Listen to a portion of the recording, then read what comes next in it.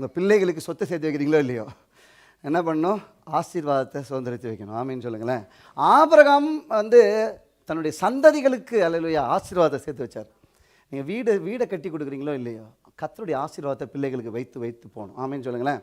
கர்த்தருடைய ஆசீர்வாதத்தை நீங்கள் பண்ணுற தவறுகள் எல்லாம் பாருங்களேன், அல்லேலூயா, அதெல்லாம் பிள்ளைகளுக்கு நல்ல ஒரு ரிஃப்ளெக்ஷனை கொடுக்காது. அதனால் இன்றைக்கி சொல்லுங்கள், நான் என்னுடைய வாழ்க்கை என் பிள்ளைங்களுடைய வாழ்க்கையை ஆசீர்வதிக்கணும். ஆமீன்னு சொல்லுவீங்களா? என்னுடைய வாழ்க்கை என் பிள்ளைங்க லைஃப்பை ப்ளெஸ் பண்ணோன்னா, அன்றைக்கு ஆபிரகாம் பாருங்களேன் பல தியாகம் பண்ணார். சொந்த பிள்ளையே 100 years வெயிட் பண்ணி ஏகசுதன் உன் புத்திரன் என்றும் பாராமல் என்று சொல்கிறார்.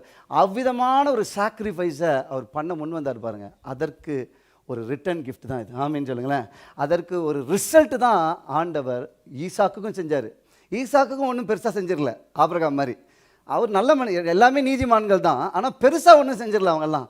ஆனால் ஈசாக்கையும் கர்த்தர் ஆசீர்வதிச்சு அவர் 100 மடங்கு அறுவடை எங்கே போனாலும் கர்த்தர் கூடவே இருக்கிறார். காரணம் என்ன சொல்லுங்கள்? ஆபிரகாம். அல்லேலூயா, ஆபிரகாம். அல்லேலூயா. இன்றைக்கி எத்தனை பேர் நம்ம யாரை பார்க்கணும்? ஆபிரகாம் பார்க்கக்கூடாது, நம்ம யாரை பார்க்கணும்?